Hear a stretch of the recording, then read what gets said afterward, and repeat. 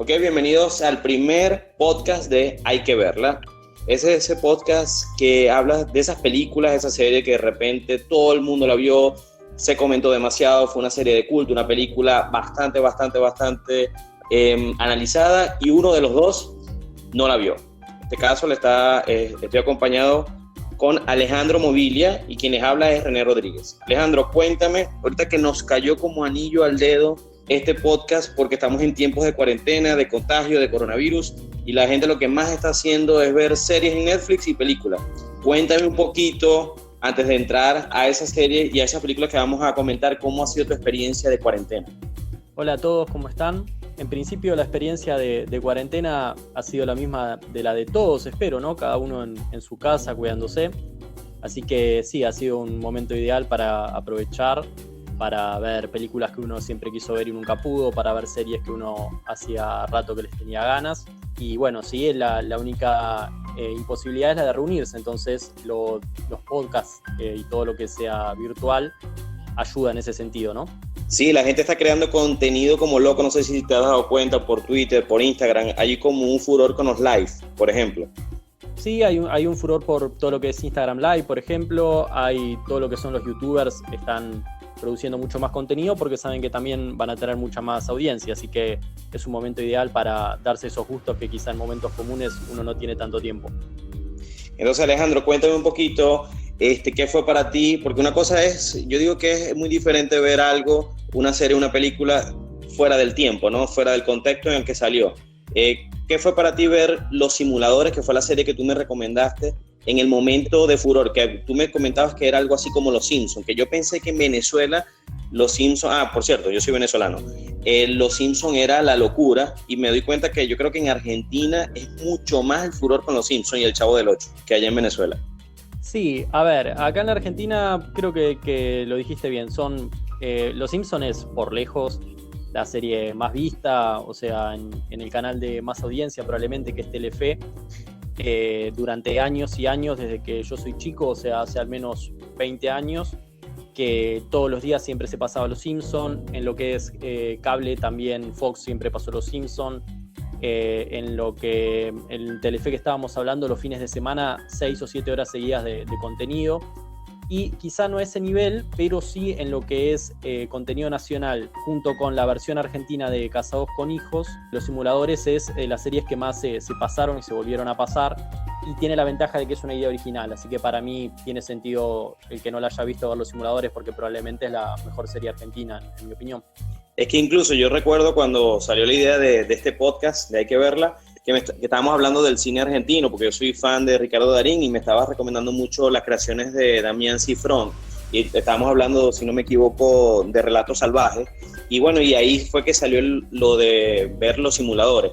En principio, te digo algo, la serie yo siento que fue como que evolucionando, ¿no? Estaba como muy adelantada a su tiempo, viéndola yo ahorita, la serie, si no me equivoco, es de principio del 2000, 2002, 2003, por ahí, pero de verdad que yo siento que estaba muy adelantada a su tiempo y se nota que les encanta, que tiene esa referencia, esos guiños a películas como Misión Imposible, de repente, incluso Volver al Futuro y Batman, porque tiene mucho, agarran bastante, no sé si tú recuerdas eso, pero usan mucho soundtrack de películas.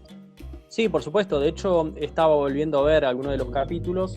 Por ejemplo, cuando volví a ver el capítulo del niño a quien le hacen bullying, que crea el personaje del Vengador Infantil, en un momento cuando el niño decide como tomarse revancha y vengarse de los chicos que lo agredían, suena la música de Star Wars de fondo. Y eso es algo que yo creo que tiene que ver con que, primero, que Damián Cifrón, que es el creador y el guionista principal de todos los capítulos, también generalmente se encargaba del sonido, de la edición, y él es un cinéfilo enorme, entonces todas son películas que probablemente a lo largo de su vida, de su infancia, de su adolescencia fueron muy importantes. Y en otro sentido, creo que también probablemente año 2001, cuando se grabó, y 2002 cuando empezó a salir, era un contexto de crisis en la Argentina, crisis económica, y creo que probablemente las multinacionales no le prestaban tanta atención a lo que era derechos de copyright, porque si no, una música como la de Star Wars o la de Volver al Futuro, con lo que salía, solo lo que costaba pagarla, ya no la habrían podido usar, ¿no? Es que eso fue exactamente lo que yo pensé. Yo decía, ¿Cómo lograron zafar con eso? Pero es cierto lo que tú dices, porque yo lo estoy viendo desde el punto de vista de este tiempo, en donde eso es imposible. Incluso hay youtubers que le tumban el contenido en internet porque por copyright. En este caso yo estaba viendo la serie y decía, ¿con qué presupuesto pagaron eso? Pero es eso, que en ese tiempo no le prestaban atención a ese tipo de cosas. Seguramente tiene que haber sido eso, sí, porque te digo, sé que los simuladores se pagó en gran parte con lo que les daba Telefe, que no era demasiado, les costó mucho a Cifrón y a los 4 protagonistas, que son los creadores originales, conseguir un canal, conseguir un espacio para poder hacer la serie. Y de hecho se nota más que nada la primera temporada, que fue hecha con lo que había. La segunda ya tenía un presupuesto mayor, había tenido muy buen rating la primera temporada. Pero en el caso de la primera se nota, por ejemplo, que en ocasiones se ven micrófonos que no deberían estar en campo y aparecen. Sí, hay errores mínimos porque, bueno, obviamente fue grabado con las posibilidades que tenían. Exactamente, y estoy seguro de que no habrán pagado los derechos, porque si no, solo pagar la música de Superman, por decir, ya iba a ser más cara que hacer un capítulo. Entonces seguramente en ese momento se la jugaron y bueno, pasó y quedó.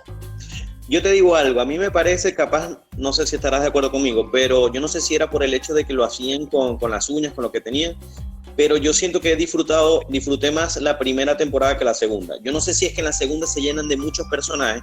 Por cierto, para aquellos que nos están escuchando y de repente no tienen ni idea de qué estamos hablando, Los Simuladores es una serie que trata de 4 socios que básicamente ellos, como su nombre lo indica, ellos simulan, crean situaciones y logran zafar a personas que están en algún tipo de problema. A veces son problemas tontos, a veces hay unas temáticas que me parecieron muy fuertes, como la del bullying, o incluso hay un capítulo de la segunda temporada que trata sobre la violencia doméstica, y yo siento que ellos con humor en ese usaron el tema de los clones y todo esto. Hay un capítulo que es muy Expedientes Secretos X.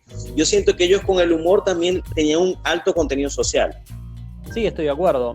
Mira, en principio lo que creo es que la primera temporada seguramente tuvieron más tiempo para hacerla, entonces los guiones tuvo más tiempo para desarrollarlo Cifrón. Y en la segunda yo lo que creo que fue ocurriendo es que a medida que también, o sea, fue creciendo tanto la serie en cuanto a espectadores y a influencia y a rating, como lo que eran los casos de los simuladores, en cuanto a lo que es guión, se ponen cada vez más grandes los desafíos, tienen que empezar a meterse con el FBI y cuestiones complicadas, que era algo lógico porque, digamos, alguna consecuencia tenía que tener el hecho de dedicarse todo el tiempo a eso desde hacía tantos años en lo que era la serie, ¿no?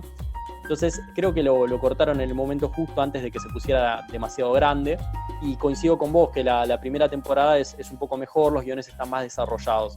Siempre en este tipo de series que están hechas con poco presupuesto, creo que la clave es que el guión sea bueno, que es como una máxima más universal, ¿no? Y me parece que en la primera son un poco mejores, pero creo que es toda disfrutable igualmente la serie, las 2 temporadas, ¿no? Es que yo siento que una de las cosas que de repente en proyectos de este tipo, lo más importante, aparte de que la historia sea original, que ganchito, eso lo tienen simuladores, los personajes son buenos, sobre todo los cuatro principales, los actores, las actuaciones son bastante buenas, y ellos tocan, como dices tú, esos temas que de repente en el tiempo de Argentina, incluso me recuerda mucho otra película de Darín que se llama Nueve Reinas, eso de que buscaban crear mentiras, engaños y ese tipo de cosas que me imagino que era muy normal en el país, en Argentina, en ese tiempo. Sí, coincido, uno puede unir tranquilamente lo que fue el panorama de Nueve Reinas con lo que fue los simuladores, porque los dos un poco muestran ese clima de época entre finales de los 90, esto es principios de los 2000, pero es una crisis económica que se va generando y que estalla en diciembre del 2001. Están en un mismo contexto social y económico del país. Y yo creo que Cifrón también da su visión, su punto de vista en cuanto a estos problemas. Se puede ver, por ejemplo, en el caso del capítulo de que el presidente de la Argentina tenía problemas de impotencia sexual. Es un gran capítulo, un clásico. Lo que se puede ver que la solución y un poco el desarrollo del capítulo lleva a que cuando el presidente se siente bien, se enfrenta a los bancos. La situación económica desde la perspectiva de Cifrón, yo creo, tenía que ser de una manera en la cual no sufriera los trabajadores, digamos, me parece, es como que apunta a eso. Lo mismo se puede ver en el caso en el que las empresas de medicina no querían tomar a gente que quizá lo necesitaba. También es como que los simuladores se encargan de que al final la gente común, digamos, termine en una situación un poco mejor. Dos cositas que te iba a preguntar antes de cerrar ya el tema de los simuladores y entrar con lo de las películas. Una es, o sea, si tú estás entre los fans que quisieran ver una película de los simuladores que como que cerrara la trama, o tú te sientes, bueno, me dijiste que lo cerraron en el momento justo, capaz tú te sientes satisfecho. Y lo otro que quería que me comentara era que qué te parecía toda la subtrama de Milazzo, del tipo este loco que pensaba que era Rambo. Mira, lo que pienso es, te respondo primero lo segundo y dejamos para concluir el tema de la película o de que se pueda retomar. Creo que lo de Milazzo es una manera de ir dándole un sentido de continuidad a la serie. O sea, en la primera temporada creo que el sentido de continuidad está dado más por detalles, en el hecho de que quizá algún personaje que había participado en algún caso de los simuladores en un episodio anterior se lo recomienda a otra persona que lo necesita y así vuelven a aparecer y es como que uno va uniendo un poco un capítulo con el siguiente. Pero es un sentido de continuidad bastante débil y yo creo que eso Cifrón se dio cuenta. No quería que la serie fuera tan meramente episódica y entonces en la segunda temporada el hecho de Milazzo, que era el personaje como entre comillas más peligroso de la primera temporada, retoma con fuerza la segunda, aparece más como villano principal, sea una situación en la cual en la segunda temporada uno conoce un poco más a los personajes y se desarrolla y hasta en un punto quizás se caricaturiza un poco más los rasgos principales de los 4 simuladores a lo largo de la segunda temporada, como para darle un poco más un eje principal y que no fuera tan simplemente suelto cada capítulo. Eso por un lado. Por lo otro, a ver, si te digo que no me gustaría volver a verlos, te miento. O sea, es una reunión de los simuladores, es algo que estoy esperando desde que terminó, básicamente. Así que sí, me gustaría verlos. Sí pienso que probablemente me gustaría verlos más en una película que en una serie. Pienso que Cifrón ha hecho grandes películas, el caso de Relatos Salvajes es el más conocido, y que si le dieran el presupuesto y él tuviera ganas y tuviera un guion a la altura, lo va a hacer. Y estoy seguro de que si no lo tiene, no lo va a hacer. No va a volver con los simuladores si no tiene algo realmente bueno. Así que ojalá que alguna vez lo tenga y que se pueda ver una película, ¿no? No, en mi caso, en verdad te confieso que fui como, se me hizo un poco indiferente todo el tema de Milazzo. Entiendo por qué lo hicieron, pero en verdad no sé, en mi caso no terminé de conectar con el personaje. Me parecía casi que ridículo, nunca me pareció amenazante, ¿no? Pero entiendo que eso fue en parte el punto. Lo otro es que yo también quisiera ver una película de ellos, más que otra temporada no, pero una película como tal sí. Incluso me dieron más ganas cuando me enviaste por WhatsApp el mensaje que ellos dan, los 4 actores ahorita, se lanzaron un mensaje invitando a las personas que se mantuvieran en su casa con todo este tema del coronavirus, que se lavaran las manos y todo esto. Yo ahí dije, ellos tienen todavía, está ahí la química, de verdad que sería genial que se lanzara una película. Estaba leyendo por ahí que posiblemente, pero eso me imagino que son muchos rumores de internet, posiblemente tipo 2022. A ver, sí, rumores viene habiendo desde que ellos se juntaron, creo que fue en la Comic Con de 2016 en Argentina, si no recuerdo mal. Se juntaron ellos 4 y Cifrón. Y me parece que acá el tema más que ellos 4, que en el formato que sea, si ellos se los ofrecen, yo creo que van a volver porque les gusta mucho la serie, los personajes y se tienen aprecio. El tema es Cifrón, me parece, porque a fin de cuentas, excepto la actuación, todo el resto le gusta encargarse él. Y me parece que tiene sentido porque a lo largo de su carrera lo ha hecho y le ha ido bien. Y yo creo que en este caso es como que él todavía no tendrá un guión lo suficientemente cerrado o tendrá ganas de dedicarse a otras cosas. Y bueno, cuando él lo decida, yo creo que levanta el teléfono y los 4 actores van a estar todos de acuerdo. Nadie le va a decir que no. Lo más seguro puede ser de repente un 2022, no me parece una fecha tan descabellada. Bueno, Alejandro, vamos a entrarle entonces a las películas. Cuéntame, para ti, ¿qué te pareció Donnie Darko?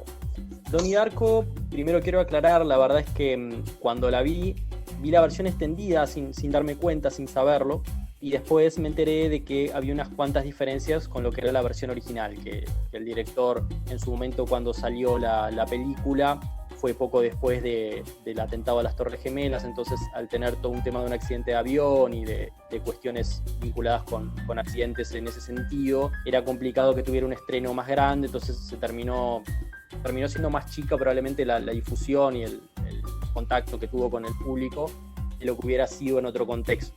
Y me enteré que después, como él fue bien y tuvo un buen boca a boca dentro de todo con el tiempo, se fue convirtiendo en una película más de culto, le dieron la posibilidad de hacer una versión, un corte del director, que bueno, el director se pudo dar otros gustos, digamos, ¿no? Yo creo que muchas de las películas a veces de culto, a veces uno las conoce, las encuentra por recomendación, y ahorita con todo el tema de las redes sociales, de Twitter, Instagram y todo esto, cuando tú ves, empiezas a ver que hay mucho eco con una película, una serie, tú vas y capaz como que sigues la ola y ves qué es lo que es, como decimos en Venezuela, o sea, de por qué tanto ruido, a ver si son muchas las nueces. En el caso de Donnie Darko fue totalmente casualidad. Yo estaba en los tiempos de los videoclubs, antes de todo esto Netflix y todo lo que tenga que ver con streaming o descargar películas. Yo fui old school, vieja escuela, fui a un videoclub, me llamó la atención la carátula. Es más, Jake Gyllenhaal, que es el actor, que es tremendo actor en ese momento, no era para nada conocido, y la película a mí me encantó de una. Yo tuve la oportunidad de ver la versión que se estrenó en el cine, y luego vi la que tuviste, la del Director Cut. Lo que pasa es que la que está ahorita disponible para descargar o ver online es la del director. Yo no he tenido el chance de volverla a ver. Yo la tenía original, el DVD, y de ahí era que yo la veía la versión del cine. Yo te digo algo, yo he visto las dos, y he visto las dos recientemente, porque es una película como las películas de culto que a mí me gustan, como Fight Club, que yo la veo mínimo una vez al año. Y te puedo decir que Donnie Darko, ojalá la logres encontrar la versión de cine, porque en lo personal a mí me gusta más.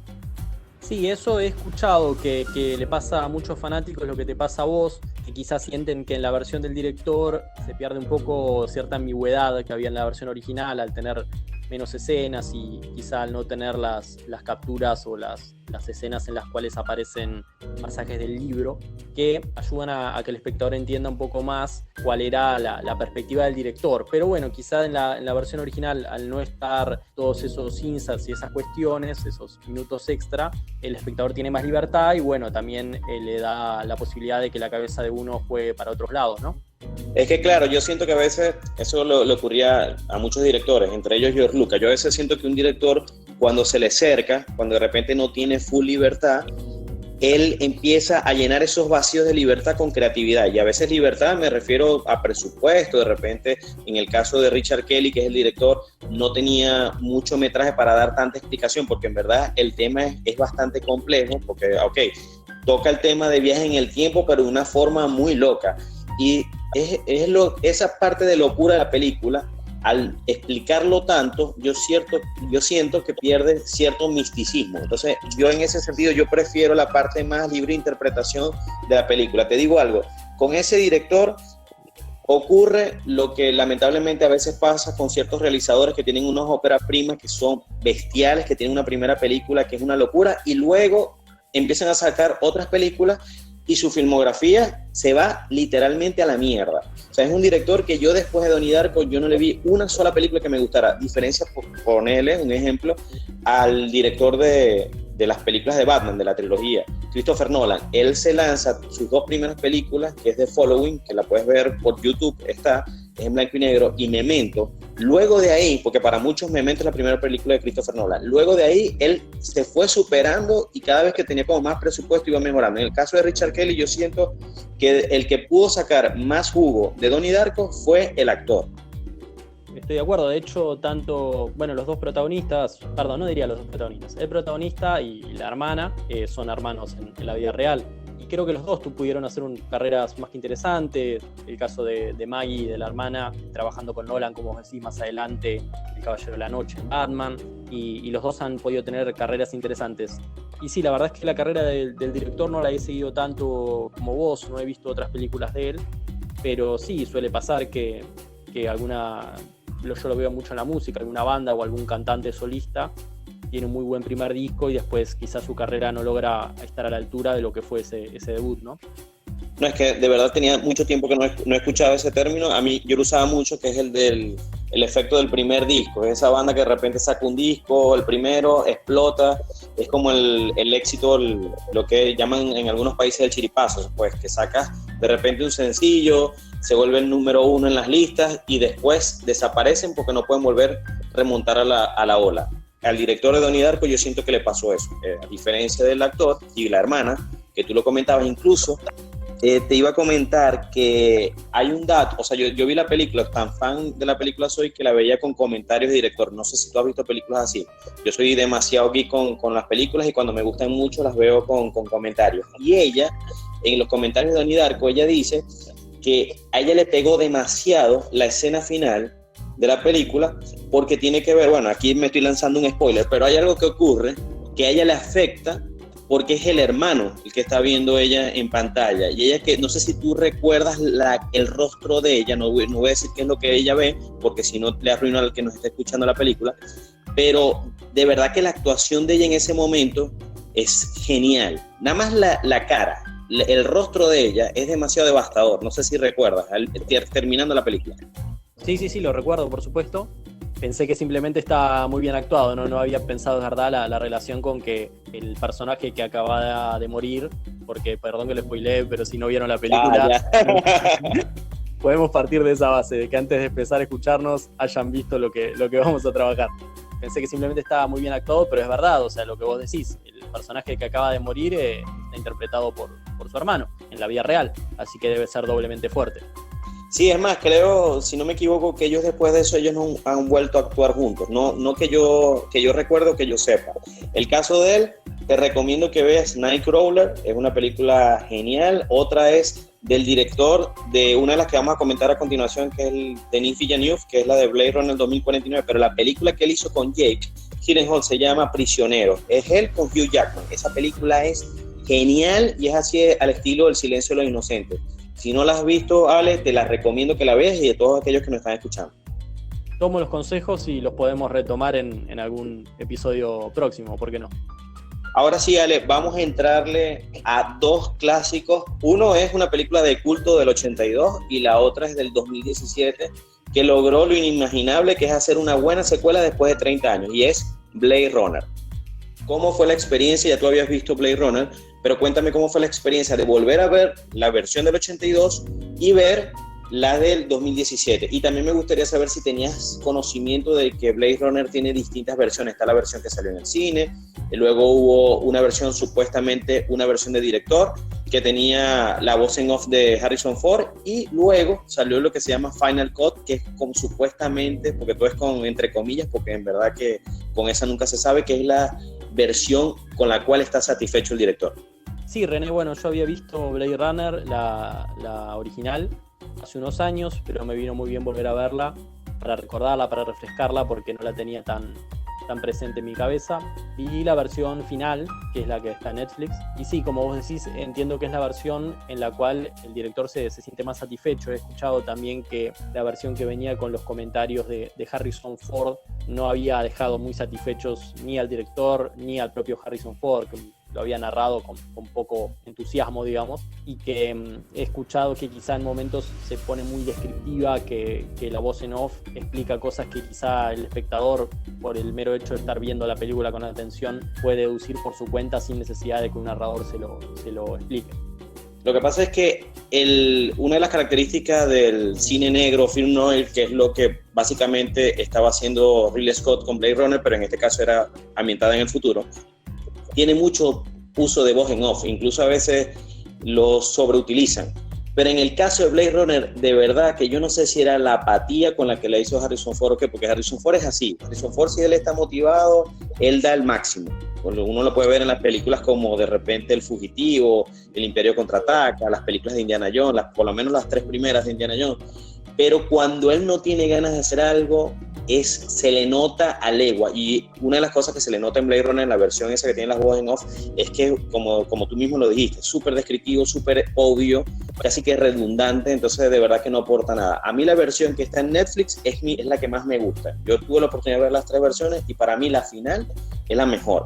Una de las cosas que tiene Blade Runner es que de verdad hay gente que no le gusta para nada la película, dicen que se quedan dormidos. No sé cómo es tu experiencia viendo la película. A mí en verdad que me gusta mucho. La trama es sencilla, pero la parte estética de la película, los efectos especiales me parece que se sostienen bastante bien, y es indudable lo que es la influencia de esa película en lo que fue lo que es el cine de ciencia ficción posterior, incluso con películas que no tienen nada que ver con la ciencia ficción, que es el caso de Batman. Christopher Nolan dice que la manera como él ambientó la ciudad gótica de la primera de Batman, que es Batman Begins, es el mismo estilo que utilizó Ridley Scott en Blade Runner, que es como que darle una casi que vida propia a la ciudad. Y es cierto, a mí me parece que Blade Runner tú te crees que estás en ese futuro y que no es para nada un set, yo me lo creo por completo. Lo mismo que me pasa con las películas de Nolan, sobre todo la ciudad gótica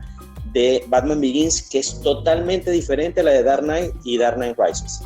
Sí, René, a ver, yo al haber visto ya la película, recordaba y lo confirmé, como vos decís, que la trama es más bien simple, no hay demasiados personajes, el conflicto principal es un conflicto, entre comillas, pequeño, pero me parece que es una trama, si bien, como dijimos, simple, está bien desarrollada, y creo que, como vos decís, el gran aporte que le dio Blade Runner al cine tiene que ver más con lo estético, ¿no?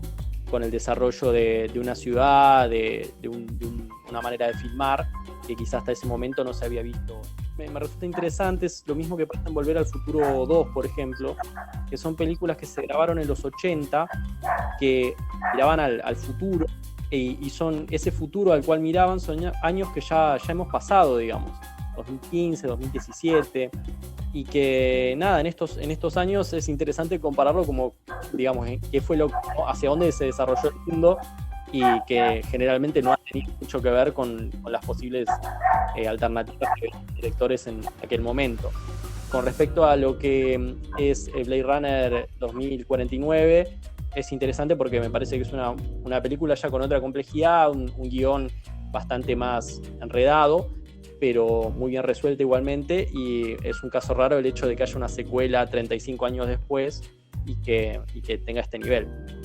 Bueno, para aquellos que nos están escuchando, disculpen a mis perros, pero bueno, estamos en cuarentena, así que no hay de otra, pues está todo el mundo como alterado, hasta los perros también necesitan terapia, ya están fastidiados tú sabes que yo digo que las mascotas están acostumbradas a estar solas en la casa, y bueno, ahora yo creo que los gatos sobre todo están sufriendo de tener a los dueños ahí todo el día en la casa.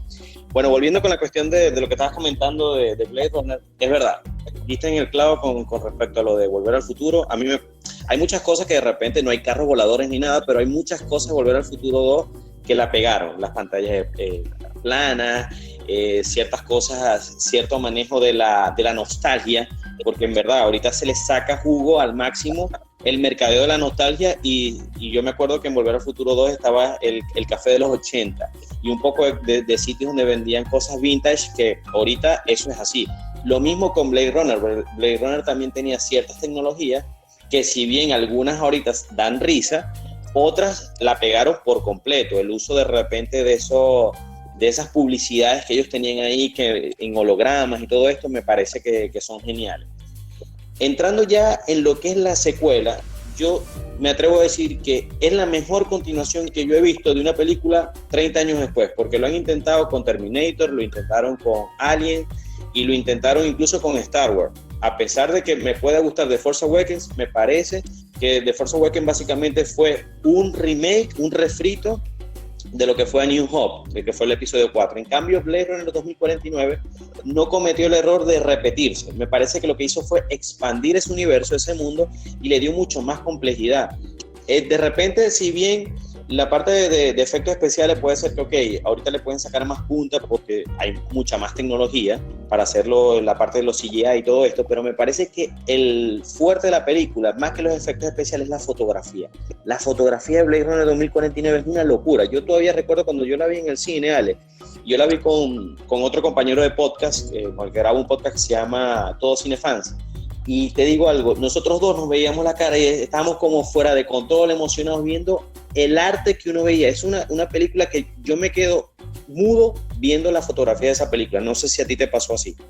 Sí, René, coincido completamente. Lo que es la fotografía es una locura, es una película más allá de muy interesante y de que tiene un guión que está muy, muy bien desarrollado, muy bien llevado adelante. La fotografía es hermosa, es una película linda de ver. me parece básicamente es una muy buena película en todos los aspectos que uno la pueda analizar. Entonces, no solo que tiene una fotografía que no decepciona y que está a la altura de la original, en ese sentido no decepciona. Uno, si la compara con Blade Runner original, era difícil que no quedara corto y no queda. Particularmente en cuanto a lo que es fotografía, el momento en el que el protagonista, el replicante, el personaje de Ryan Gosling, está en Las Vegas antes de que se encuentre, cuando se encuentra con el protagonista de la original, con Rick Deckard, el personaje de Harrison Ford. Todo el momento de Las Vegas es visualmente una locura y sí, tiene el corazón en el lugar correcto.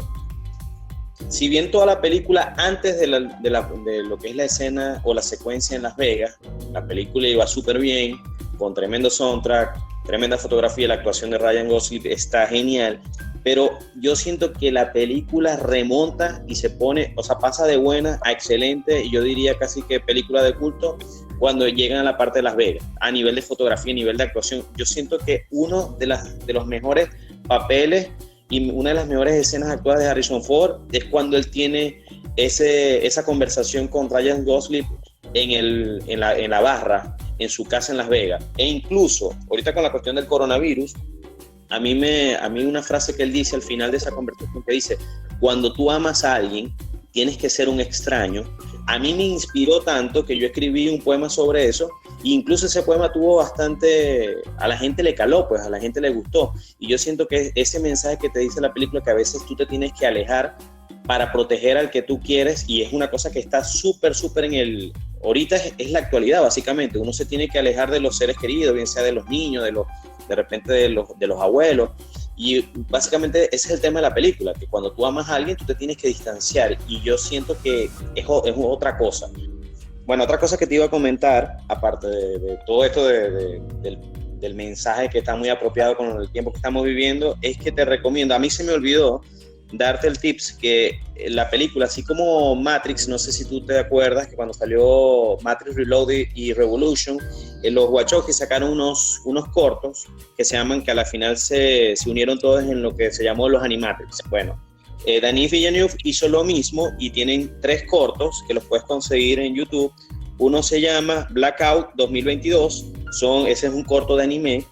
Y luego vienen 2 cortos que sí son protagonizados, uno es por Jared Leto y el otro por Dave Bautista. El de Dave Bautista se llama 2048, Nowhere to Run, y el de Jared Leto se llama 2036, Nexus Dawn. Es bueno que veas esos 3 cortos y así terminas de ver la trama. Una de las cosas que lamentablemente es una realidad con Blade Runner 2049 es que, como no fue una película exitosa y fue una película costosa, lo más seguro es que no veamos una tercera película. Bueno, el tiempo da muchas vueltas y capaz de aquí a 30 años sacan lo que vendría a ser una trilogía. Ojalá que siga la historia. La verdad es que no había visto los cortos, no sabía de su existencia, pero sí, bueno, suele pasar. De hecho, con Blade Runner, la original, había pasado, entiendo, un poco eso. Le tocó competir con otras películas de los 80, creo que E.T., por ejemplo, que fueron muy exitosas en ese momento en el cine, y que quizá tuvo más éxito después, como una película de culto, se fue moviendo más por el boca a boca y por la recomendación de los que la habían visto que en el momento en el cine. Quizá en unos años eso se puede mejorar. Si hay una buena historia para contar, estoy de acuerdo con que se filme una tercera película. No me parece que sea una saga que esté agotada, ni mucho menos.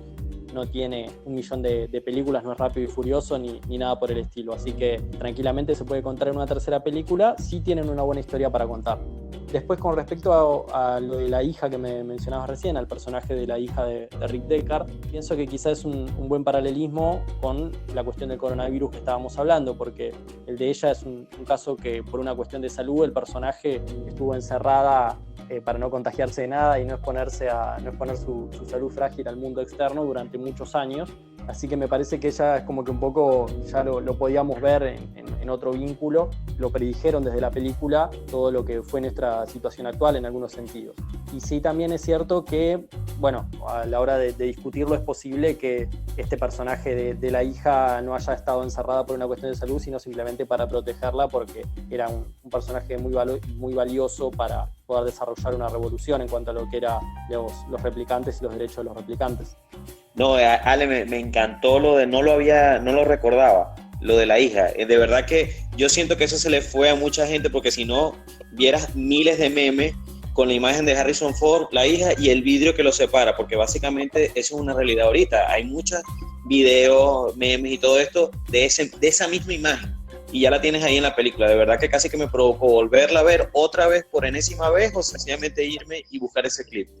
Una de las cosas que también te iba a decir era que, para aquellos que nos están escuchando y para ti, te digo de que ese director es otro director al estilo Christopher Nolan que vale la pena verlo. Es un director de culto, Denis Villeneuve. Así como este director coreano, el de Parásito, la película que se ganó el Oscar, son directores que te lanzan unas películas interesantes una tras de otra. En el caso de Denis Villeneuve, te recomiendo que veas Enemy de Jake Gyllenhaal, que lo estábamos comentando en Donnie Darko.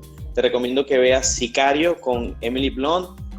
Arrival es una película de Amy Adams que creo, si no me equivoco, está en Netflix. Para aquellos que están como todos en cuarentena, vean Arrival si no la han visto, y obviamente Blade Runner 2049. Otra película de él que me llama la atención es la que él iba a sacar este año. Me imagino que es una película, yo llamo ya el 2020 el no año, porque todo se fue a la mierda. Entonces básicamente todo se puso en animación suspendida. El estreno de Dune, la película basada en este libro emblemático de la ciencia ficción. Dicen que era una mezcla entre Star Wars y El Señor de los Anillos. Yo estoy loco por ver esa película. Capaz ya la veré en el 2021. Me imagino que se va, igual que la película nueva de Christopher Nolan, Tenet, seguro se va a retrasar ese estreno. No sé si tú tuviste la oportunidad de ver la película original de David Lynch, Dune. No sé si la llegaste a ver, que creo que la protagoniza Sting. No, la verdad es que no la he visto. Sí, en cuanto ya has tirado unas cuantas puntas para un próximo podcast de posible película que podemos hablar. Y sí, en cuanto a lo que es estrenos, todo este año va a estar complicado. La verdad es que nadie sabe cómo va a seguir. He escuchado que, por ejemplo, en el caso de Wonder Woman 1984 se movió para agosto, pero ese traslado creo que iba a ser mayo a agosto, es tentativo, porque después, si en agosto la situación con y la gente no puede ir al cine, no se va a estrenar en agosto. Así que sí, en el caso de Dune también habrá que ver cómo sigue toda la cuestión del coronavirus. No, es que yo siento, ya yo tiré la toalla en cuanto a estar esperando estrenos. Ya yo no estoy esperando ni lo que es Tenet, No Time to Die, ni Wonder Woman, ni nada. O sea, ahorita yo creo que lo más importante para todo es que se termine de resolver todo este tema del coronavirus. Incluso para aquellos que nos están escuchando, por favor, manténganse en su casa. Todo el mundo anda como loco creando contenido, así que tienen razón, tienen por lo menos material con que entretenerse, si no es con Netflix, Disney Plus, YouTube, los live de Instagram. Muchos artistas como Fito Páez, Alejandro Sanz están haciendo conciertos desde su casa. Entonces, cosas como por ejemplo este podcast que estamos creando contenido, es para también que nosotros, para drenar un poco y expresarnos en este momento de cuarentena. Dicen que van a salir un pocotón de bebés, y algunos los llaman los coronababies o los hijos del virus. Yo siento que sí, van a empezar a salir gente embarazada por aquí, van a haber relaciones que se van a acabar.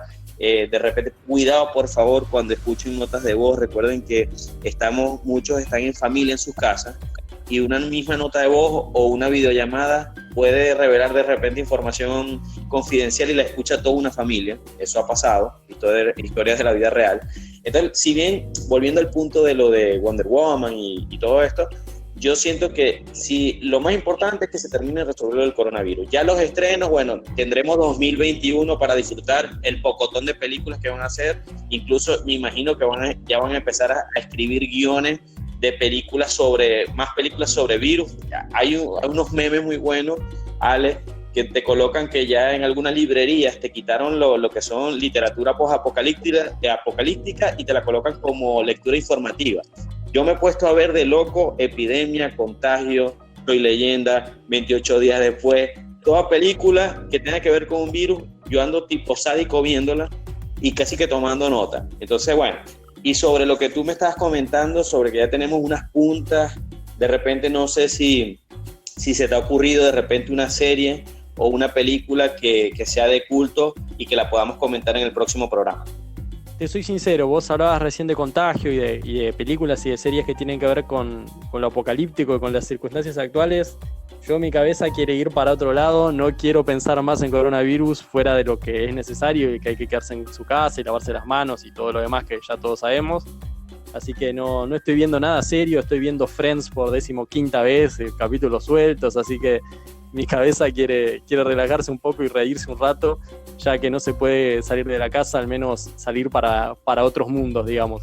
Sí, en cuanto a lo que es recomendaciones de películas y de series, hay muchas. Con vos hemos hablado, fuera obviamente del podcast, de una serie que me ha gustado mucho y que sé que no viste, que es The Away, que también son 2 temporadas, sufrió la cancelación de Netflix como tanto otro material de calidad de Netflix, que si no le va muy bien en cuanto a visualizaciones, Netflix lo cancela y le sigue dando rienda suelta a otras producciones que quizá no tienen tanta calidad, pero sí tienen más vistas. Pero sí, obviamente estaremos discutiendo y estaremos hablando para ver qué se trabajará en el próximo podcast y seguramente los oyentes nos van a acompañar. Y claro, y todos aquellos que de repente me están escuchando, porque coloqué en el Instagram que estábamos por grabar y alguien me comentó, me respondió diciendo que él nunca ha visto Game of Thrones. Obviamente ya medio planeta, yo diría que más, ha visto Game of Thrones, así que eso no es una serie como para discutir. Casi que le voy a contestar, ¿en qué planeta estabas tú que no viste Game of Thrones? Eso es como el que no ha visto Breaking Bad. Pero sí, Ale, vamos a ver qué serie. Esa que me dices, la voy a estar revisando. No recuerdo si me comentaste que estaba en Netflix. Lo que sí de películas, todavía ahorita no se me ocurre una. Y yo creo que me estoy empezando a sentir como tú. Yo creo que ya vi todas las películas de epidemia posibles y de virus y de zombie y todo esto. Y ahora me voy para una tónica un poquito más relax. ¿Sabes? Yo creo que me voy a ir a ver cosas de comedia y todo lo demás, porque esto de la cuarentena yo creo que pica y se extiende. Bueno, sí, estamos en la misma sintonía, evidentemente. Así que lo estaremos retomando el podcast en las próximas semanas, ojalá que a la gente le guste, y es un placer siempre hablar y discutir y reflexionar sobre series, sobre películas, sobre todo este material y este mundo que tanto nos gusta. Bueno, Ale, un placer como siempre. Me gustaría antes de cerrar que compartas lo que es tu Twitter, tu Instagram, para que de repente te sigan y si te quieren comentar algo o alguna persona que nos está escuchando te quiere hacer alguna sugerencia de una película que podamos hacer en un próximo Hay que Verla. Cómo no, sí. Twitter tengo, pero casi no uso. Lo que es Instagram es ale.mobilia, MOBILIA. Y seguramente también estaremos en las redes, con redes propias dentro de poco tiempo. Sin duda, sin duda. Bueno, en mi caso yo tampoco con Twitter me muevo mucho, más que todo lo utilizo para informarme. Lo mío es más que todo Instagram. Mi Instagram es @RodríguezFénix. Y bueno, para todos aquellos que nos están escuchando, muchísimas gracias por acompañarnos y bueno, vamos a trabajar Ale y yo para que el próximo programa tengamos unas muy buenas películas que discutir y una serie emblemática que por lo que creo nos vamos con la que sugirió Ale, porque en verdad no la he visto y si es de 2 temporadas, mucho mejor. Bueno, nos estamos escuchando, hasta la próxima.